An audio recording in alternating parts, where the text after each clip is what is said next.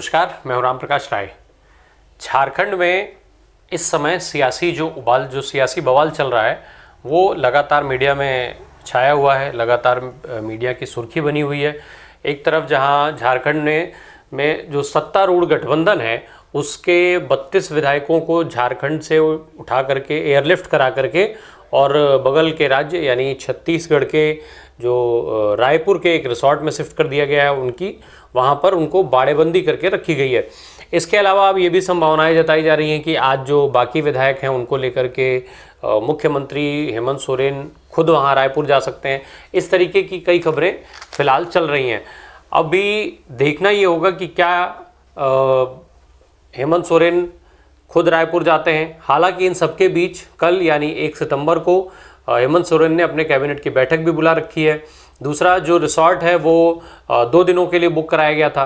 तो ऐसे में ये कई सवाल हैं कि क्या हेमंत सोरेन वहाँ पर जाते हैं कि नहीं जाते हैं, या जो बाकी विधायक हैं उनको वो शिफ्ट कर रहे हैं नहीं कर रहे हैं। ये सारी चीज़ें तमाम जो मीडिया की सुर्खी में लगातार बनी हुई है। इस बीच में एक बड़ी खबर जो निकल करके सामने आई, इंडियन एक्सप्रेस को एक इंटरव्यू देते हुए जो कांग्रेस के झारखंड प्रभारी हैं, पार्टी के महासचिव हैं अविनाश पांडे, उन्होंने एक बयान दिया। उन्होंने जो बयान दिया उसके हिसाब से कि बंद लिफाफे की एक चिट्ठी ने जो झारखंड की राजनीति है उसमें पूरा खलबली मचाई हुई है।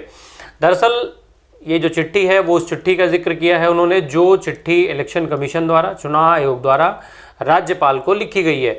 राज्यपाल को चुनाव आयोग ने जो शिकायत हेमंत सोरेन के खिलाफ की गई थी उस पर जांच पड़ताल के बाद और अपनी एक रिपोर्ट को कंक्लूड करके चिट्ठी में हेमंत सोरेन को की जो विधायकी है उनकी सदस्यता को खत्म करने का रिकमेंडेशन भेज दिया है, ऐसा माना जा रहा है। ये खबरें हैं सूत्रों के हवाले से लगातार।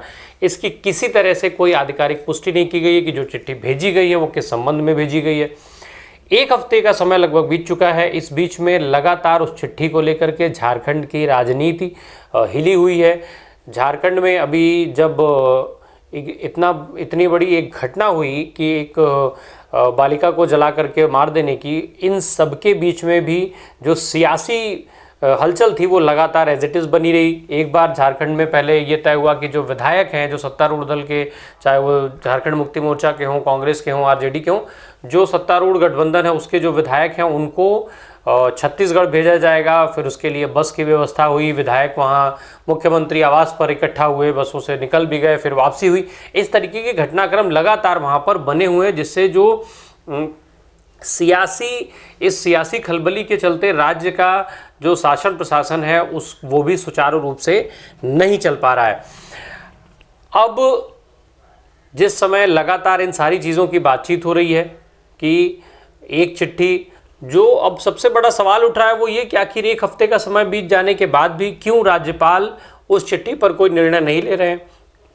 इसको लेकर के खुद हेमंत सोरेन ने भी एक बयान में ये बात कही थी कि गेंद राज्यपाल के पाले में है, मैं तो खुद अभी देख रहा हूँ कि क्या वो करना चाहते हैं।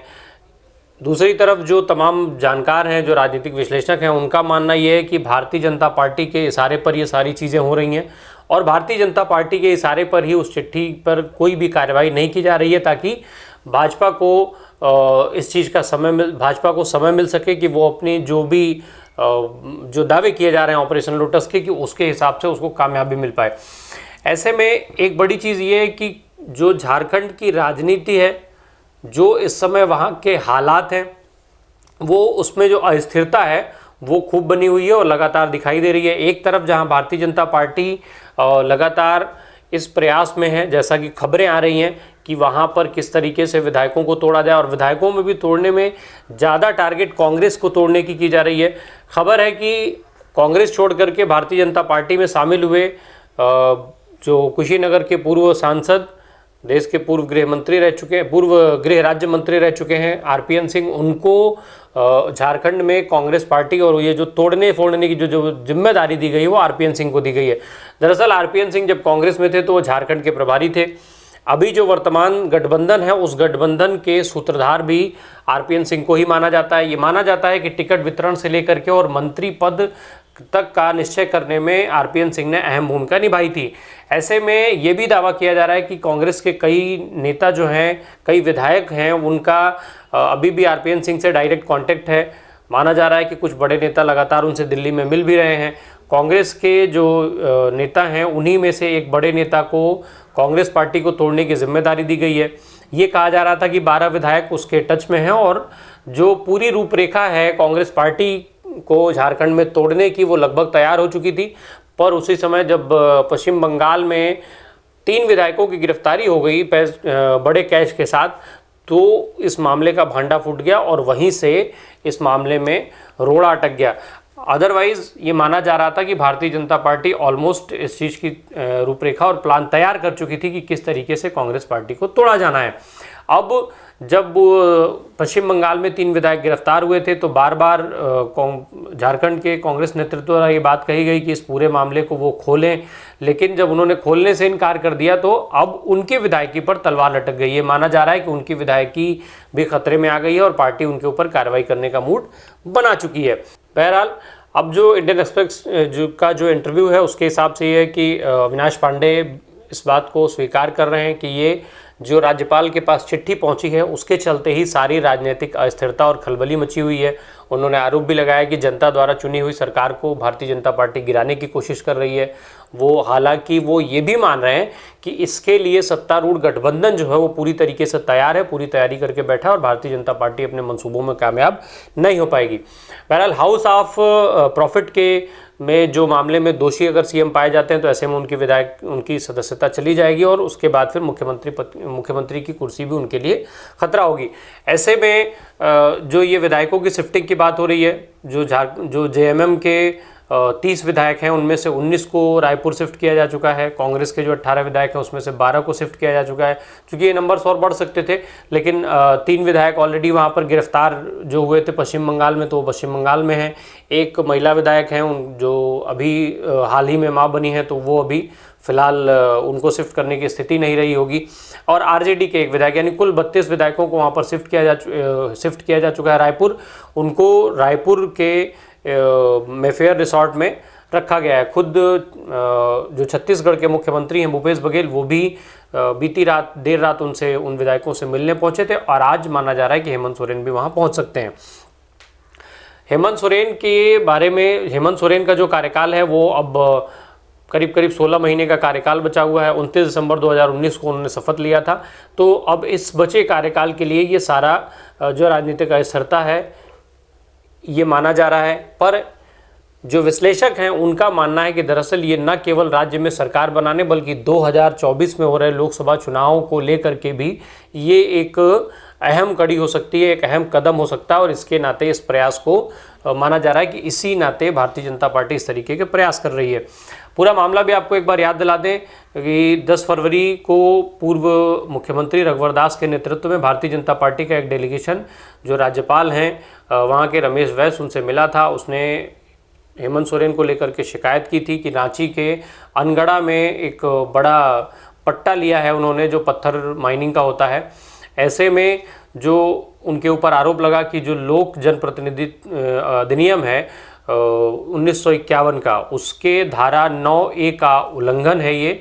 और इसी आरोप के बाद राज्यपाल ने चुनाव आयोग को इसकी जो शिकायत था उसको भेजा था कार्रवाई के लिए, जिसके बाद चुनाव आयोग ने सारी छानबीन करके और फिर से राज्यपाल के पास वो चिट्ठी भेज दी है। अब एक बार फिर से फैसला राज्यपाल के हाथ में है। ये भी तमाम जो चर्चाएं हैं वो ये भी है कि अगर हेमंत सोरेन की कुर्सी जाती है तो फिर जो मुख्यमंत्री पद की सबसे बड़ी दावेदार उनकी पत्नी कल्पना सोरेन होंगी। उसके अलावा जोबा मांझी और चंपई सोरेन का भी नाम चल रहा है। जोबा मांझी और चंपई सोरेन जो है वो हेमंत सोरेन के खासे विश्वस्त माने जाते हैं और लंबे समय से पार्टी के साथ जुड़े हुए हैं। वहीं जो टूट फूट की बात है वो उसके लिए भी बार बार ये संभावनाएं जताई जा रही है कि टूट फूट कांग्रेस में संभावना ज़्यादा है बनिस्बत की झारखंड मुक्ति मोर्चा में। कारण उसका ये बताया जा रहा है कि जो झारखंड मुक्ति मोर्चा है उसके ज़्यादातर विधायकों की स्थिति है कि वो भले ही अपने ग्राउंड पे कुछ भी हो पर उनकी जो चुनावी जीत है वो शिबू सोरेन के नाम पर निर्भर करती है। और ऐसे में यदि वो पार्टी छोड़ करके और दूसरे दल में जाते हैं या नए दल के साथ जुड़ते हैं तो शायद उनको चुनाव जीतने में भी परेशानी का सामना उठाना पड़ सकता है। बहरहाल अब देखना होगा कि राजनीतिक अस्थिरता कितने लंबे समय तक चलती है। फैसला राज्यपाल के हाथ में है, राज्यपाल को फैसला लेना है।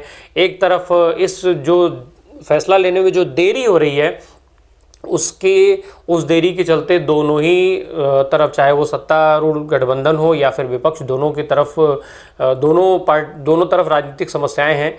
एक तरफ जहां इस देरी के चलते माना जा रहा है कि भारतीय जनता पार्टी इस मौके की तलाश में है कि किसी तरीके से तोड़फोड़ को अंजाम दिया जा सके या कब कोई मौका मिले और सोरेन गुट के विधायक कमज़ोर पड़े, सोरेन गुट कमज़ोर पड़े, तो ऐसे में विधायकों को वहां से तोड़ करके और अलग करके एक नई संभावनाओं की बात हो सके। तो वहीं दूसरी तरफ लगातार हेमंत सोरेन का जो गुट है, जो सत्तारूढ़ गठबंधन है, वो इस चीज़ की तलाश में है कि किस तरीके से अपने विधायकों को अपने साथ जोड़े रखा जाए, बचाए रखा जाए। खुद अविनाश पांडे के लिए भी कहा जा रहा है कि वो ऑफ रिकॉर्ड इस चीज़ को मान चुके हैं कि बहुत मुश्किल काम है। बहरहाल अब मुश्किल है आसान है जो भी है, पर यह राजनीतिक खलबली झारखंड में मची हुई है। झारखंड में इस समय जो सियासी उठापटक है वो चल रहा है। वहीं दूसरी तरफ राज्य में इसको लेकर के शासन प्रशासन की दिक्कतें भी लगातार मीडिया की सुर्खियों में हैं और ऐसी खबरें एक करके सामने आ रही हैं। अब देखना होगा कितनी जल्द से जल्द राज्यपाल का ये फैसला आता है और झारखंड का ये मामला जो सियासी खलबली है उसका पटाक्षेप हो पाता है। धन्यवाद।